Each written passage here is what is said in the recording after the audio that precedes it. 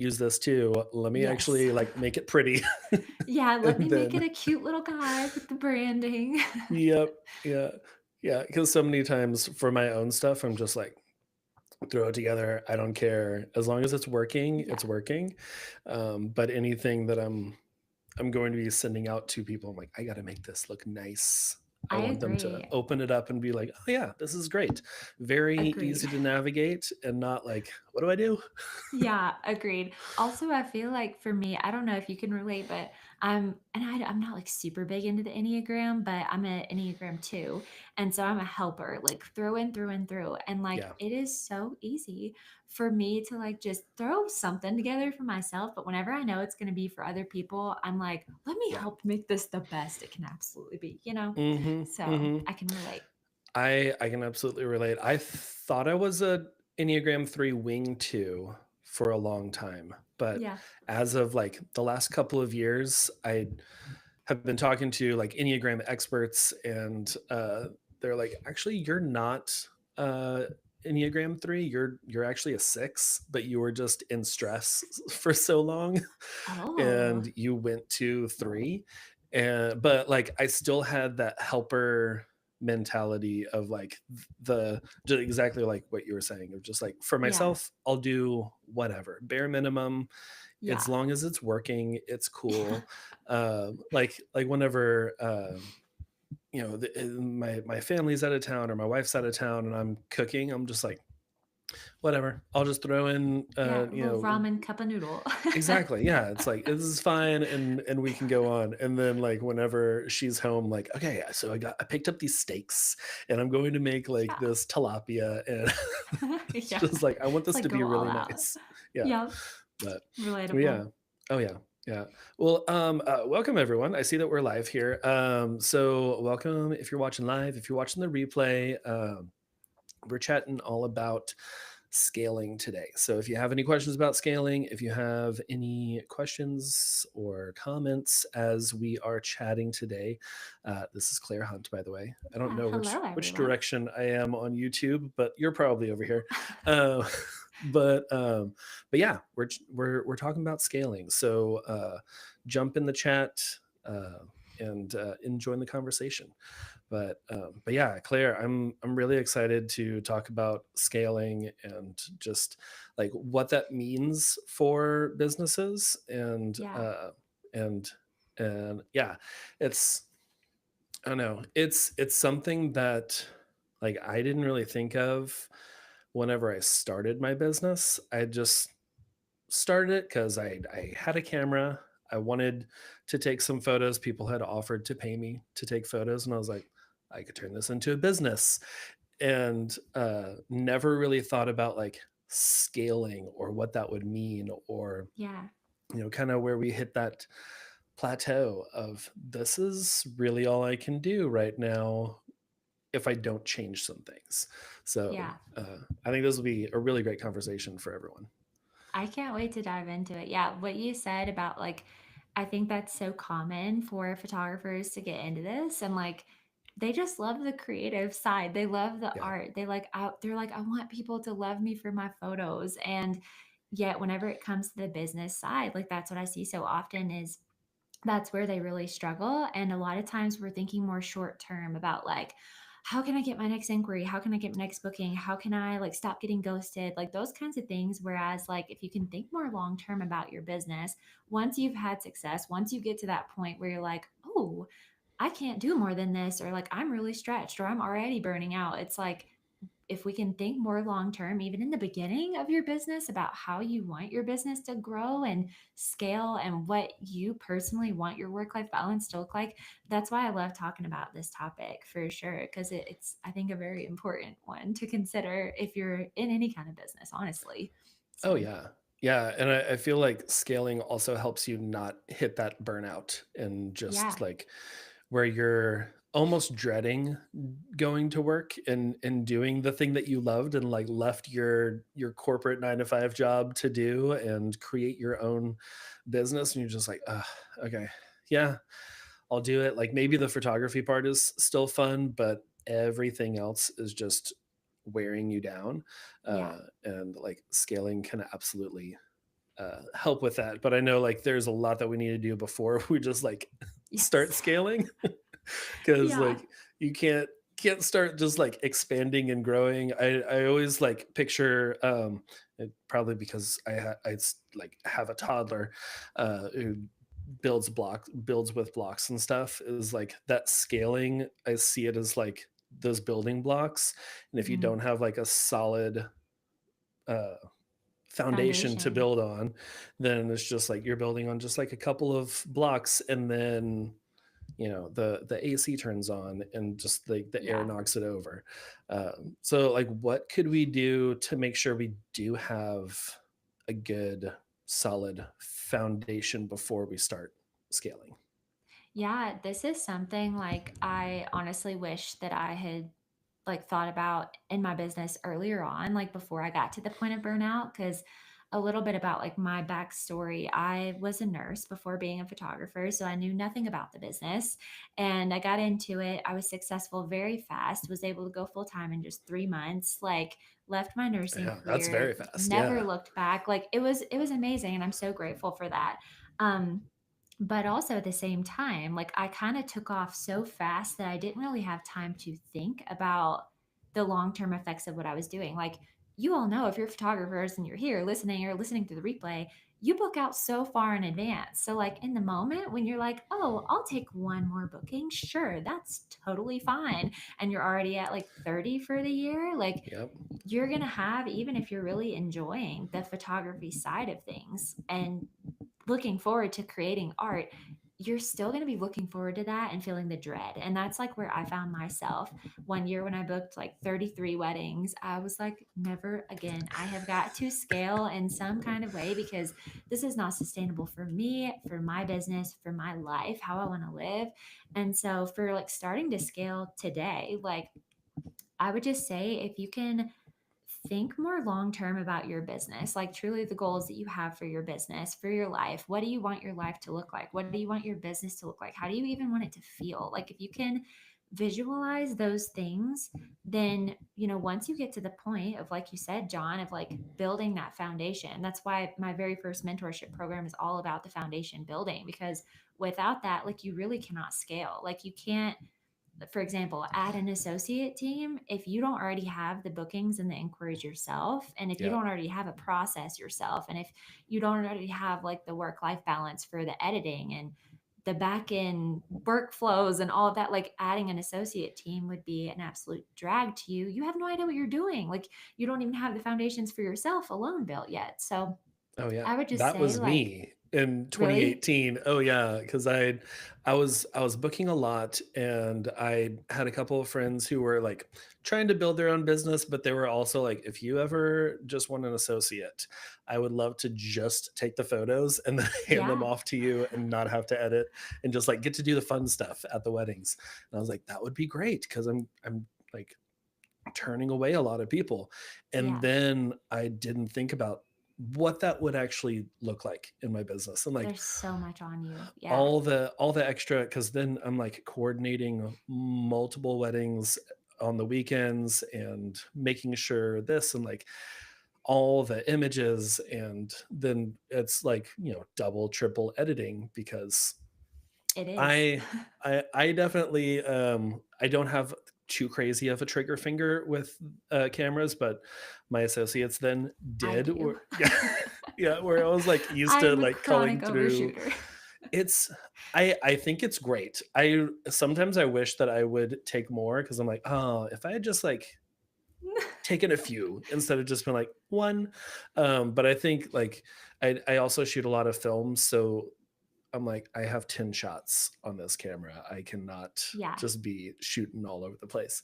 But yeah, that Yeah. was a big realization for me of on the back end of like, oh, I did not have my systems and like my workflow of Mhm. everything completely smoothed out. So I was seeing all those hiccup points and all of those the hurdles of just like, oh, okay, this is the bottleneck. And now that I have like Yeah. 6 weddings in 3 weeks, this bottleneck is really hurting me. So Yeah. yeah, I am living proof. You definitely need to get like your systems and everything under control Yeah. before you start scaling. Yeah, that's like, even thinking of your branding and your marketing and your Hmm. website, like those are the front facing pieces of your business that are those like business foundations. Where if you're attracting the clients you really want to work with and you get to the point where you're like, okay, I can't keep taking on more, or maybe I want to reach a higher end kind of market, you always have to go back and refine those foundations. That's Yeah. so, so important.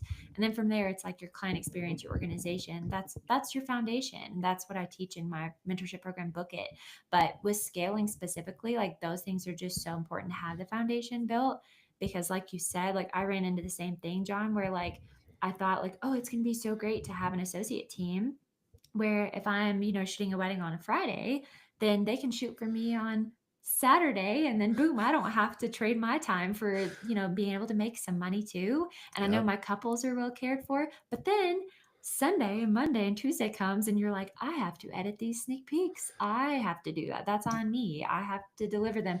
So it's a lot and it's all worth it. But I think just that's why I think it's so great to learn from people who have been there, done that, so you can avoid that trial and error and just like again go back to those goals you have for your business. What do you want your business to look like? What's your dream life, your dream business, and like visualize that, and then I think you'll be able to kind of know where to go from there.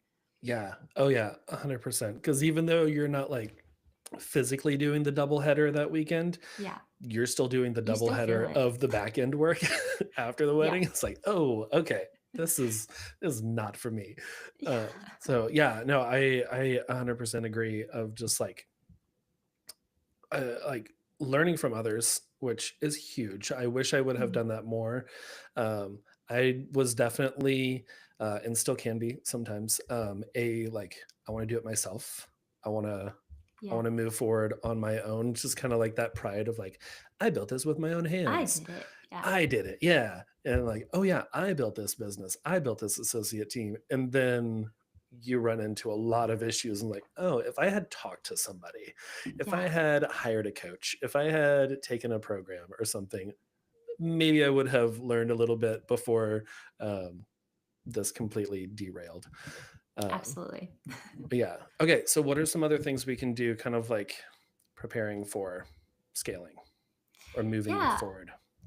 I would even like consider, like why do you want to Mm, scale in the first place? Because I think, and like, let's just even define scaling. Like, I think there's verbiage out there where it's like scale your business to six figures and it's like 100,000 is the goal. And really like scaling your business, the true definition should be it's about working less and still making more. You're scaling the current growth you already have in your business and you're just like compounding on top of that like organic growth, or maybe you've ran ads but you're compounding on top of that growth you already have.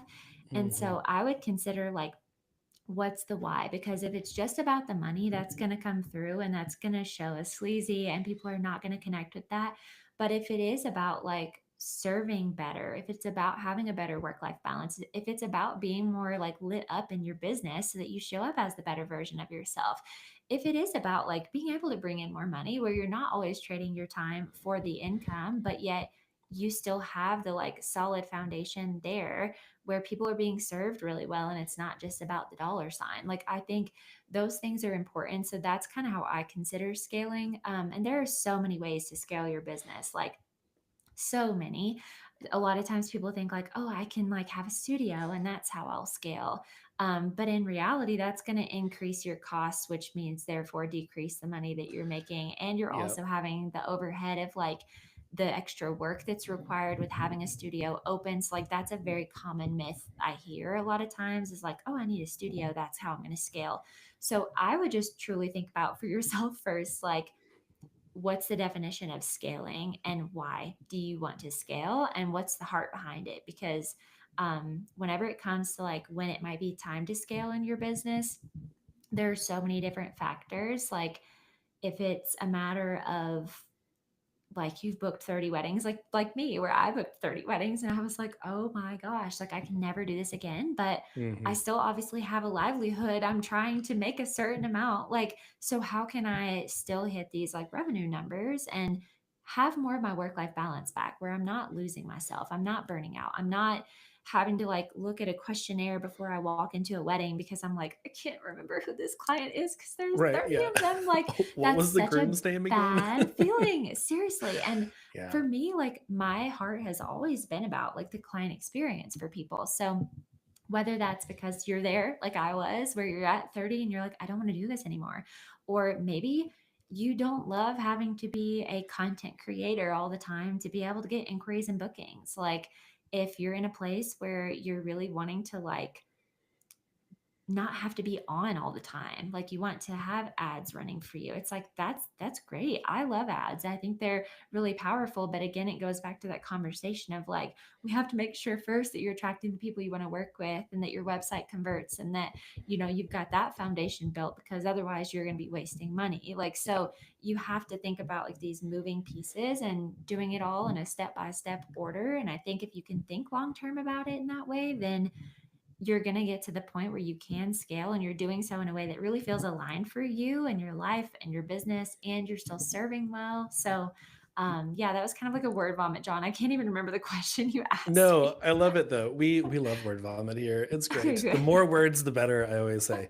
Said that once.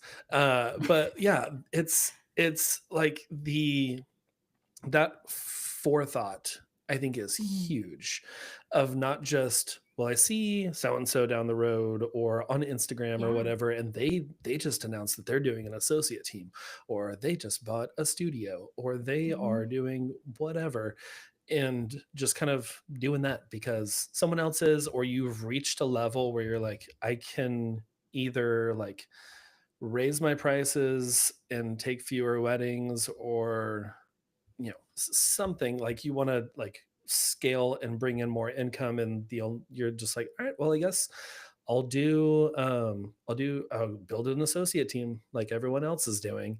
Yeah. But if that does not work for you, and like you said with like the studio, of if you see someone else doing the studio, like I've had a few friends who have bought studios and they did it for maybe 2 years, and then afterwards Mhm. they're like, it was so much work. It was so It's so much much. overhead. It was a completely different way of like shooting and different clientele, and it was not them. And Mhm. and they ended up like not getting a lot out of it, or it taking too much. And then they're like, okay, Yeah. I can't even Going sustain red. the rent for this. Yeah. Yeah. Yeah. So I think having that forethought of like, okay, why do I even want to scale? What am I doing? And then kind of plugging in those different ways, which you mentioned a few different ways of scaling as a photographer. Could you like kind Yeah. of go into like maybe a few different directions for someone who's just like, I don't know, I've always just thought of associates and that's the only way that I could scale. How can we Yeah. scale even like small scales moving forward? Yeah. So I always say I have like five modern ways to scale because these are the personal ones that I've scaled as well in my business. So that's the thing with me. I'm never going to teach something that I haven't actually done. So I know I've heard like Yeah. horror stories about studios and such. I've never personally done that. But I will say, like, the five modern ways that I specifically teach is like advanced marketing and systems. And so with advanced marketing and advertising specifically, this just means, like, again, you don't have to always be on. You don't always have to be posting on Instagram. You don't always have to be like, showing up in your business to be able to get an inquiry. Like, while that's still important and we love social media for the free marketing tool it is, like, you can use that in conjunction with advertising. And so that goes into like email marketing, that goes into specifically Google and Meta ads. Like, there's so much there. But that's like one way so that, you kind of get more of your time back in that sense. Also, like with just outsourcing and having like advanced funnels and systems set up and workflows to help you save time, gain more of your time back, still serve people, that would be like the second way. Yeah. um, that's been a huge one for me that I think is truly the most important to start with, honestly, because for anything like we talked about for scaling, like, you don't want it to be a thing where, you build this whole entire associate team and you're like, oh, wait, like I've never actually had these systems set up in the first place to support that. And Right. the extra work that that's going to add onto your plate. So that's the second thing. The third would be prints and album sales. So I have like Mhm. a strategy that really like every couple gets an album, and the income is from the upsells. So there's just a way to strategically upsell. And that can bring like, I say passive ish income in, because you still have to either design the albums yourself or be doing that like coordination with your clients about what, photos they want and things like that. It's not totally passive income, but what that does really is increase your average booking rate. So if in general you're getting like a $5,000 wedding package booked, then once it gets to that point of the album process, like they could do 1,000 to 2,000 to $3,000 in upgrades.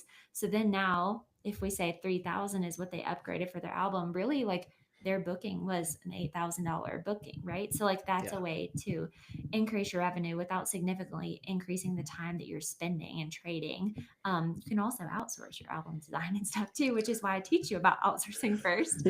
Um, and then the fourth would be like the associate team. So with becoming a mom this year in 2020, well, not this year, 2024, I became a mom.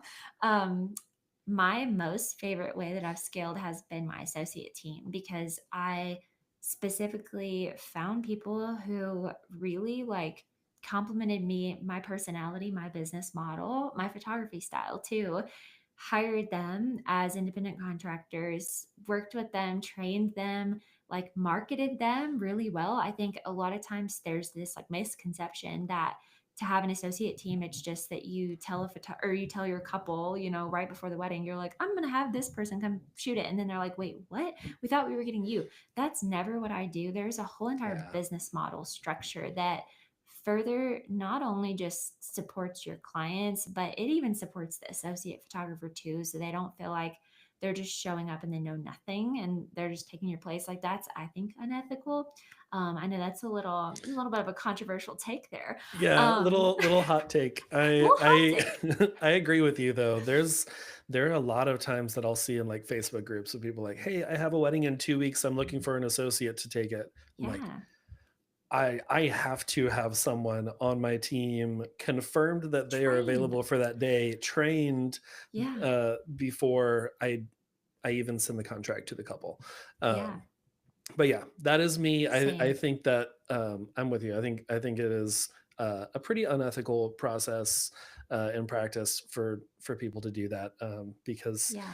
you don't know what you're getting, especially if you're going to No. Facebook to find someone. It's like Yeah. who knows? Right. But yeah, no, I think that is great. Of like yeah, building up that the associates over years and Yeah. training them to where it's not just like, hey, I'm looking for It's somebody not a to join rando. the team. Yeah, Mhm. exactly. Yeah, and that's the thing too, like with having an associate team as well, it's really like an entire business model and structure. Like it's not Mm, something that you just do because it's like, oh cool, I don't have to show up to the wedding. Like I, have taught my students how to do this and how to market it in a way where even clients, like a lot of times I hear like, well, won't like if you tell them it's not going to be you, like won't they not want to book with you? Because they're like, well, obviously I inquired with Claire because I want Claire. Like, but now you're telling me I get Nicole. It's like, well, the way that you market and the way that you actually set your business model up to like take away that like pain point for clients where they're actually excited to work with your associate. Like there are ways to do that too, where it's just much more intentional than just being like, oh, I actually don't want to shoot this wedding now on this Saturday, or I had a better opportunity come up. So I'm actually going to have an associate shoot your day. Like I've heard horror stories like that. And I just consider like, this is someone's biggest day of their life. Like it's so, so important to right. hold that with genuine and tender care and just make sure that you're yeah really building a team in a way that is like from a good place, and that's why it all goes back to your why, right? Hmm. So associate team is number four. The fifth one would be like pivoting into education, which obviously I love education so much. That's not for everyone. Obviously, yeah. That's not the way to scale, like the way. A lot of people really are in it for just the income. And I think that there's this laziness out there for sure with educators. But also at the same time, like if you have something to teach, which you probably do, like there are people out there who would love to hear it. And so that's really the Mm. fifth way that I've scaled my business to, in conjunction with all the other things as well. Yeah. Yeah, and with that education, like, some people like, if you feel like you have something to share, then you definitely do have something to share, Yeah. and you don't have to look at the big names in the industry and be like, "Well, they already have a course on pricing, or Yeah. they already are talking about how to market on Instagram and TikTok." It's like, "Yeah, but yours is probably different, and, like, Yeah. I think it's like, if you're, like, 10% ahead of the people that you are, uh, teaching and educating, like, that's still a few more steps ahead, and you're helping them Absolutely. get further. But yeah, I think there were numbers 2 and 3 of, like, that, like, building efficiency and systems and Mhm. workflows in your business.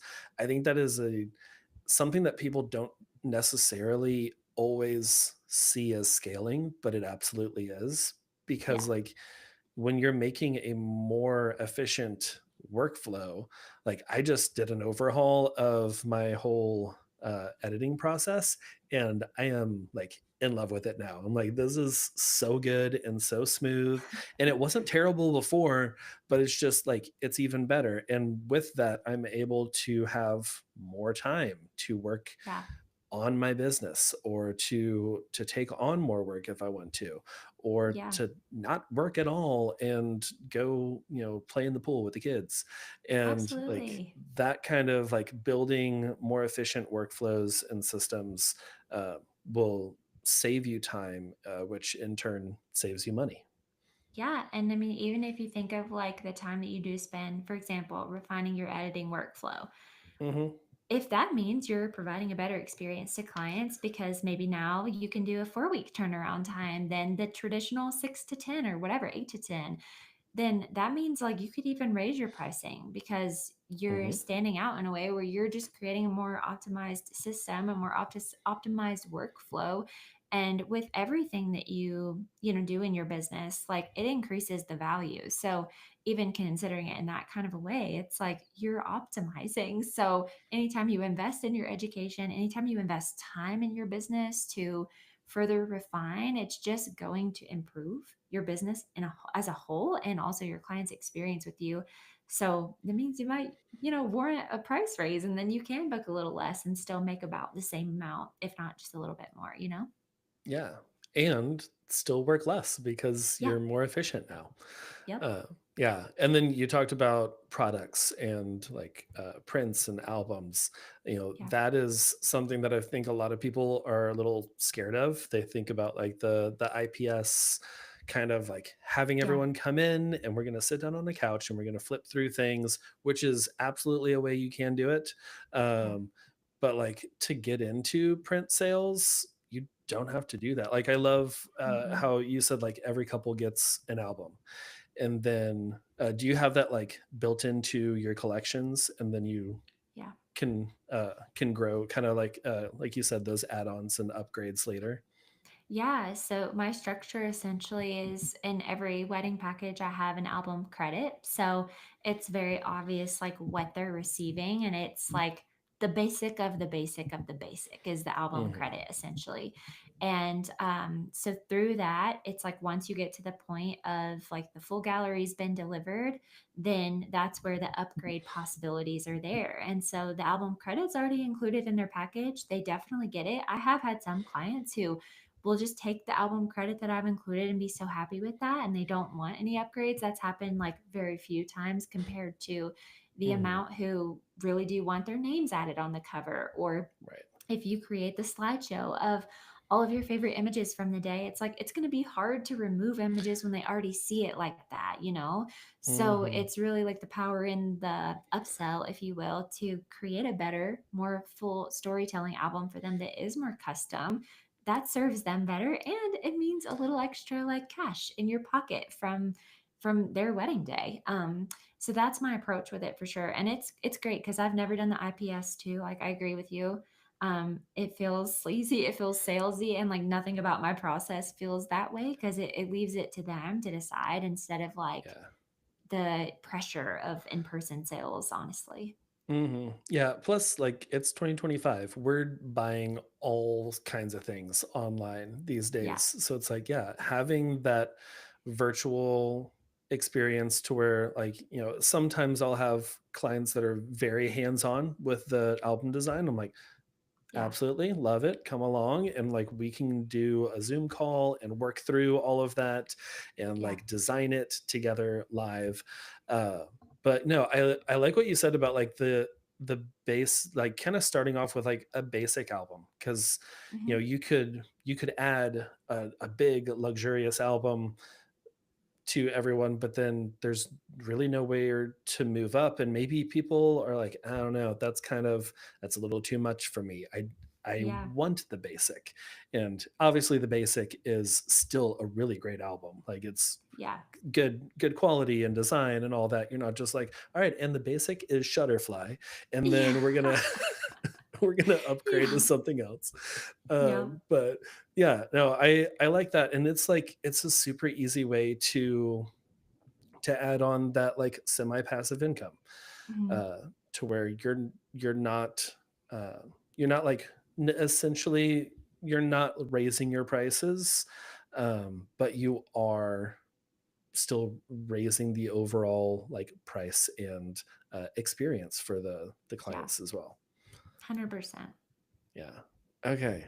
Awesome. Oh, these have been so many great tips and like I'm so glad. and things that even just like for me thinking about like scaling and what we're going to talk about today, I didn't really think about like the systems and workflows of like how that Mm. is scaling or there it's this is great. I think the listeners are probably just like, yeah, these are I'm things that so I wasn't glad. thinking of. So as we kind of move into like maybe some baby steps of what are some things, the next things that we should do to like assess where we should go, if it's like, Yeah. should we add prints, should we work on our systems if they're not, or let's assume that our systems and workflows are like dialed in, where are our next steps to go from Yeah, I would say, just thinking about your business model as a whole and what really lights you up, like what excites you. Like, there?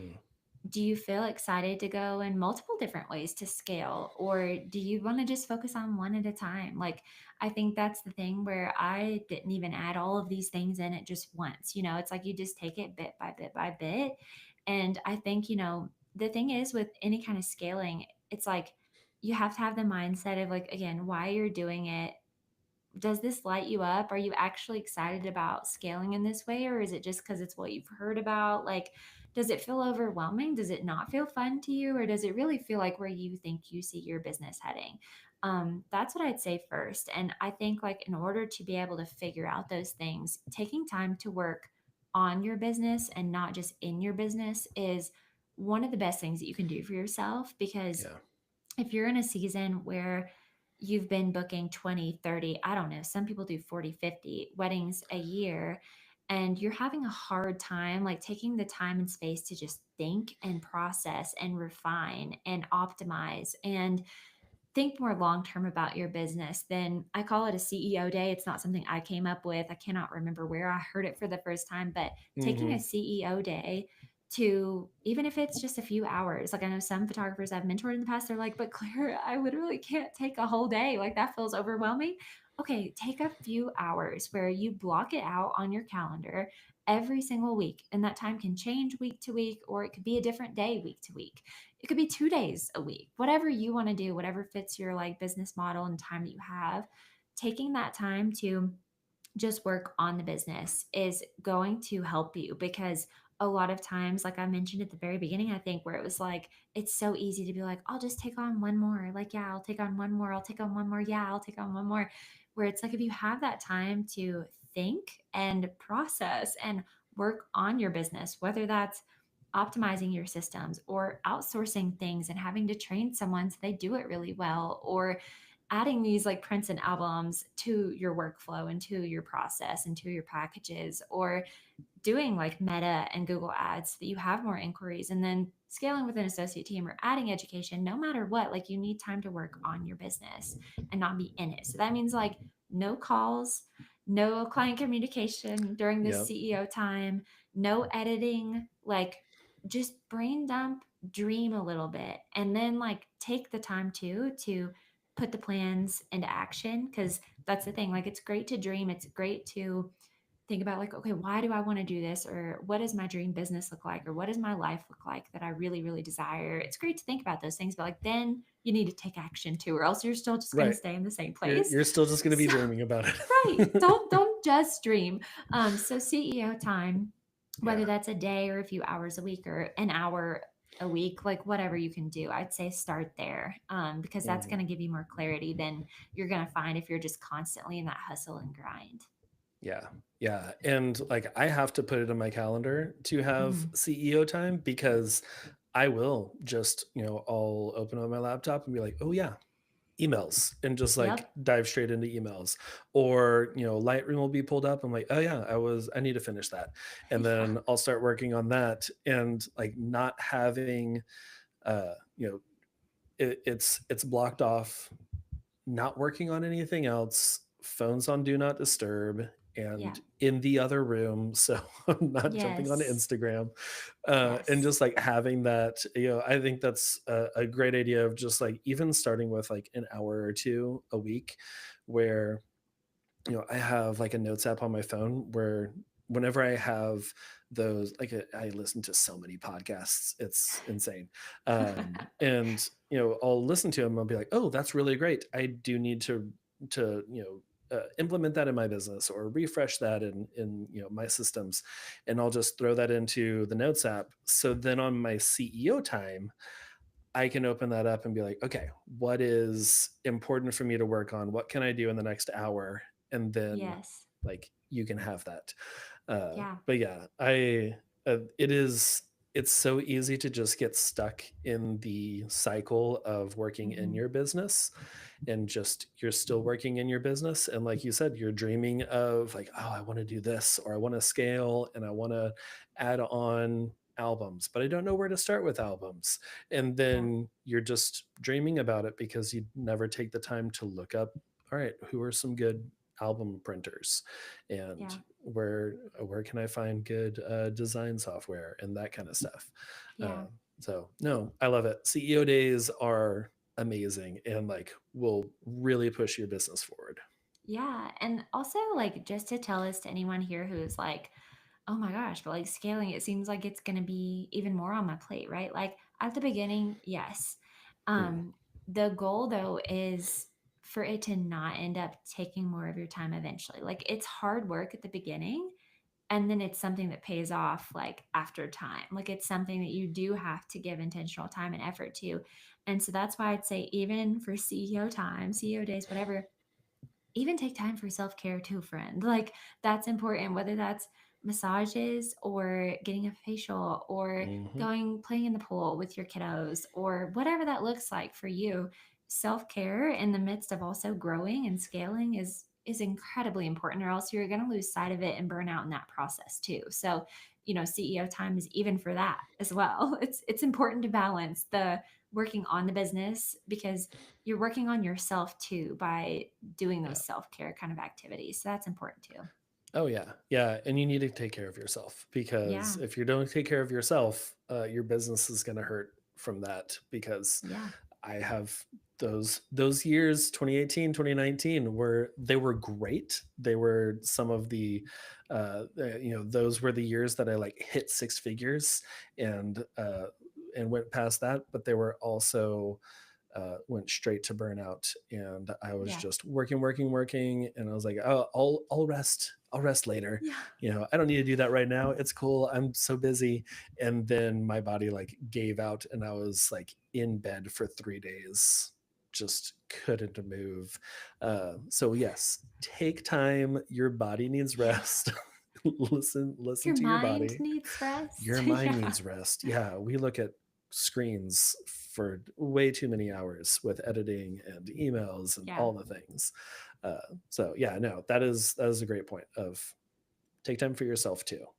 Uh, Yeah. don't just be. It's really easy for us entrepreneurs to just be like, that saying of like, I left my 9 to 5 to work 24/7. It's like, this is not what we want Yes. for you. You do not need to be Yeah. working 24/7. Like, uh, No. yeah.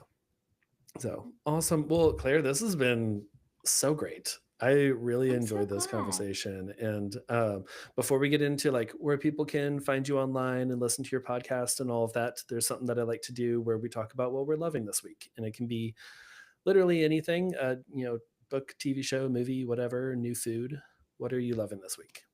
Ooh, okay. I am loving, well, first of all, I'm always kind of just a little bit behind everything. You'll probably learn this about me if you follow along with me on Instagram, where if Are you something just is starting cool in the Game of moment, Thrones? actually, I've never watched it. So Me that's the thing neither. too. If people are jazzed about something, I don't know Yeah. what it is. It's like within me where I'm like, no, I'm going to be defiant. I'm not watching it or I'm not Hmm. doing that. But no, I'm seriously loving You. Me and my husband have been watching that, the last Yeah, season of it. It's quite wild. it So is. we've been loving that. And I think too, honestly, just the weather, being able to get outside. I live in Colorado. So being able to get outside and walk around and enjoy the sunshine on my face while also listening to Audible. I've been really enjoying that recently. I'm listening to the book called The Let Them Theory by Mel Robbins, and So it's good. so good. Yeah. If you're And it's having so great because it's struggles, in her voice too. And yeah, yeah. it is. So yeah, if you're having struggles with like, I don't know, I don't even know if I'd say people pleasing. That's like part of it, but seriously, just look up the book because I'm not like a people pleaser. I didn't really resonate with a lot of like the marketing around the book, but it's actually Mm, helped a lot. Just whenever it comes to the mindset of things of like what we can control, what we cannot control. That's been really helpful. I've been loving that. So yeah, I love my little neighborhood walks whenever it feels nice outside. yes. Oh yeah. We love that. It's like we're in kind of South Central Texas, so it has been hot for a bit, Okay. and we had a good storm come in last week, and then it dropped the temperature down. We were like, we are absolutely You're going like, on this is family walks. We are spending all the time outside. yep, yep, it's And important. tomorrow it's back up to 90. So, we Bummer. we we take it when we can get it. Yeah. But yeah, no, the that Let Them Theory book is so good. I am definitely a recovering people pleaser, so I Mm, identified a lot with the let them part. But I really love the let me yeah. in there too. So yeah, everyone go check that out. Seriously, go. Um, yeah, Like and right check out now, it's You so if you good. haven't, if you like a little bit of kind of creepy, but like thriller, like season season one, I feel is more mild, and then it kind of It's it crazy. gets amped up. It is very interesting. Yeah, it Um, does. Yep. but Great yeah, show. yeah, really great show. Um, Yeah. Okay. What am I loving? I'm loving this. I'm normally like loving a TV show or something, but I haven't really been watching much this week. I'm loving Pink Lady apples. They're just Pink Lady apples. I've never yeah, heard of those. yeah. I Okay. tried them. I don't know, a few years ago because I didn't really like Red Delicious. I didn't really like Granny Smith or anything like Yeah. that. And it's like a really good. It's got tartness, so kind of Mm, like a Granny Smith, to where I don't know. I like that bit of tart, but it's also sweet and it's very crispy. So it's got like a good nice. crunch when you bite into it, and it's not all kind of like mealy or anything like some apples Yeah. can be. And yeah, we bought a bunch of them recently, and they're just really great afternoon snack, chilled in the fridge, maybe with a little peanut butter or something. Yum. But yeah, probably what I'm gonna do right after we I love finish that. this I'm like, I episode. wish I'm I like, had a Pink Lady apple. yeah, they're really good. I like them. It's Um, amazing. so sweet. Well, Claire, where can people find you Yeah. online? Where can they find your podcast? All of those things. Yeah, my podcast is All Angles Photography Podcast. We have over 70 episodes for you to binge. So if you like, tangible, actionable takeaways, like that feels like honestly a girl chat with your best friend, like that's what my podcast is for, but also giving you truly like the tangible, actionable takeaways. Mhm. Um, and then also, I have obviously my Instagram. I'm at It's Claire Hunt. I love to connect with you. So, yeah, if you listen to this episode, if it helped you in any way, feel free to drop into my DMs. It's actually me in there, and I'll chat back and forth with you. And then my website is education.clairehunt.co, and I have all information about like the freebies, the paid offerings, the things in my shop, all the things. So you can just check out kind of everything I offer there on my website and on my Instagram too.